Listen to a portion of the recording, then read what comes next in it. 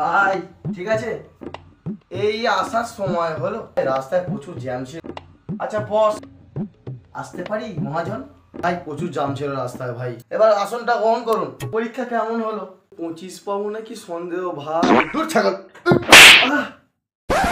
ঠিক আছে ভাই লোক, ঠিক আছে ঋষভ, এসে গেছে।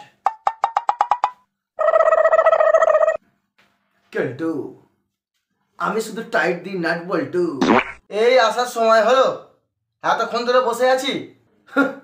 যেখানে আমি এক্সাম হলে আধ ঘন্টা লেটে প্রত্যেকদিন পরীক্ষা দিতে ঢুকেছি, তুই ভাবলি এই কেলটু তোদের এখানে টাইমে ঢুকবে?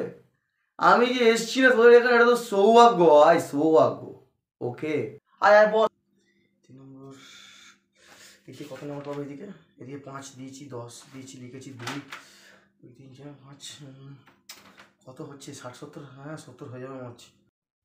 আচ্ছা ঋষভ, একটা কথা তোকে জিজ্ঞেস করবো, যদি কিছু মনে না করিস।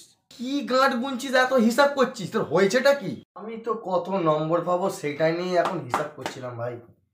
ধুর পাটা না না। আচ্ছা এবারে যে জীবন বিজ্ঞানে আঁকাটা দিয়েছিল, সেটা কি তোরা করেছিলিস এবারে? ওইসবও ছিল নাকি? আমি তো প্রথম পাতার পরে কিছু দেখিই নি, আর আমি খাতা জমা দিয়ে চলে এসেছি আমি। এই শোন তোরা, হ্যাঁ শোন শোন, এসব আঁকা এসব প্রশ্ন কথা ছাড়, ঠিক আছে? আমি তো শুধু নামটা লিখে খাতার ভিতরে 1000 টাকা স্ট্যাপলার দিয়ে মেরে দিয়েছি, লিখে দিয়েছি, পাস করাতেই হবে, ঠিক আছে?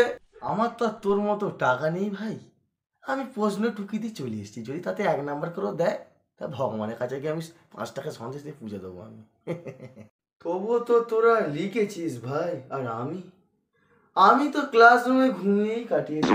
তা তো হবেই, সারা রাত জেগে জেগে ফোনেতে তুমি কি যে ফষ্টি নষ্টি করো আমি ভালো করেই জানি, তারই এটা ফল। অনেক বেজর বাজার করেছিস ভালো, ঠিক আছে? আমার শেষ কথা হলো, ঠিক আছে, আজকে রাত্রে পাড়ি বাড়ি হবে তো নাকি? না রে, আজকে আর রাত্রে হবে না। আজকে আমি একটু পড়তে বসবো, আজকে আমার চাপ আছে। ভাই তুই কি পড়বি? আমি ভাই সব বইগুলো বেছে দিয়েছি, দিয়ে মির্জালা কিনে খেয়ে নিয়েছি। ছাড় ভাই, এইসব কথা বাদ দে। এ যাই নাম্বার পাক, কেউ কাউকে এনে ছোট করবে না। আমাদের বন্ধুত্ব যেন সারা জীবন অটুট থাকে। আমরা যে যে প্রান্তে থাকি না কেন, আমরা যেন একবার অন্তত মিলিত হতে পারি সবাই এক জায়গায়। আমার এটাই ইচ্ছা।